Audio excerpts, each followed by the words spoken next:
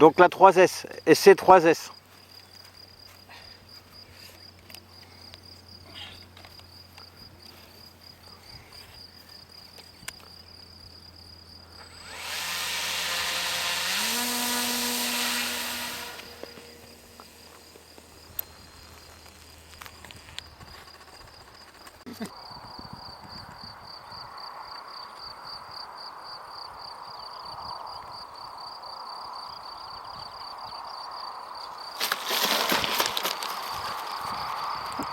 Bonjour, vous venez de voir un décollage et un atterrissage de l'ASW28 une fois qu'il est bien réglé. Alors, je fais cette petite vidéo pour nos amis pilotes. Si vous sortez cet avion du carton de la boîte, vous le montez, il ne va pas voler comme ça. Malheureusement, il a quelques petits défauts que je vous propose de corriger. La première, c'est qu'il vous préconise une batterie de 1300-1500 mAh. C'est tout à fait impossible. Vous n'arriverez jamais à avoir un centrage correct avec une batterie. La 1500 ou 1300, ça pèse 125 grammes. 125 grammes, même si vous le reculez au maximum, ça n'ira pas. Alors le maximum que vous pouvez mettre, au lieu de 125 grammes, c'est 89-90 grammes de batterie. Et encore, comme vous pouvez le voir, elle est au maximum à l'arrière. J'ai même creusé un peu le carénage de roue du train d'atterrissage pour pouvoir reculer encore d'1 centimètre ou deux. Alors le maximum, une batterie 89-90 grammes, ça vous fait une 1000 en 3S. Ou alors on pouvait mettre un peu plus 1200, 1300 en 2S. Ils volent très bien, on a fait des essais, ils volent très bien en 2S. Mais ça c'est la première chose. Il faut donc mettre la batterie comme vous la voyez ici. La deuxième chose, tiens ça c'est sympa aussi, comme le fuselage est assez glissant, assez gras comme ça, le plastique il est costaud, mais pour le lancer c'est pas évident.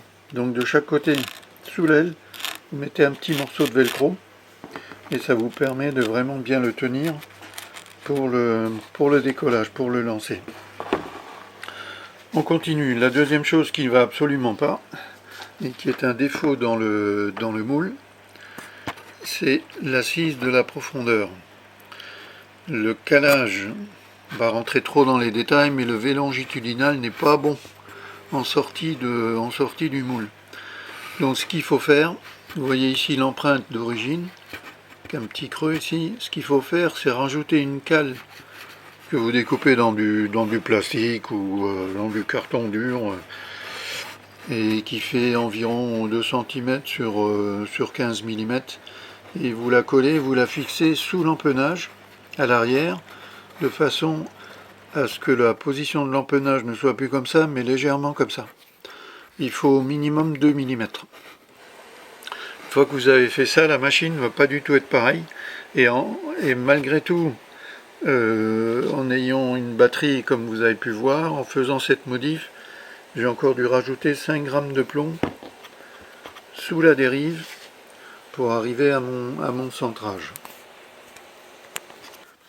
Alors une chose très bien, c'est sous l'aile, là vous avez le fuselage, et à l'intrado, vous avez ici un petit trou avec l'indication d'un C et d'un G, qui d'ailleurs est inscrit à l'envers.